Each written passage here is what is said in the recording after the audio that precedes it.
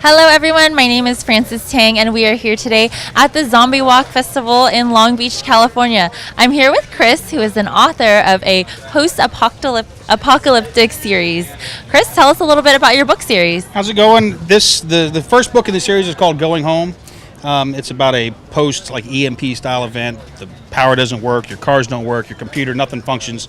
And the first book's about a guy's trip to try to get home. He's 250 miles from home when all this happens, and he's got to walk 250 miles across the state of Florida. The third book in the series, Surviving Home, picks up where the first one leaves off. So it's what's happening at home, how his neighbors are reacting, how his wife and kids are doing, how the world's reacting. And it's not so good. And in the third book, we pick up there with he's been home and he's seen the realities of what life is at home, and he's going to have to not be able to stay there. He's got to leave. He's got to go again. So he's back on the road one more time. But this time he's got his family with him and some friends. So that's the series. This is the third book. It releases the 30th of this month, and there's more coming. We're working on another one right now that'll release after the first of the year. But this is the one everybody's looking for. This is the one that hasn't made it out yet. So what's the life of a writer like? Can you tell us about any struggles you faced along the way?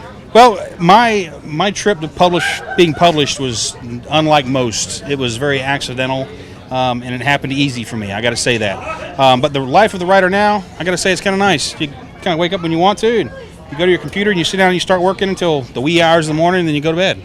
So did you know that you always wanted to be a writer, or were you doing something different before? Well, I used to write a long time ago, but I haven't for years. And I started this book, Going Home, online, just for fun. It developed a life of its own and turned into something much bigger than what I intended, which brought me to here today. So it was completely accidental.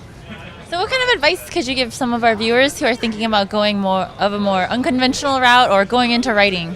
Well, I did the self-published thing too, but it's like what a lot of people say is to write. Just write. Sit down and write. Don't worry about what it looks like right now. Don't worry about that stuff. Simply write, because you're going to have to write hundreds of thousands of words before you ever really get anywhere. And that was even my case. It's the discipline of sitting down and doing it every day, and getting that discipline.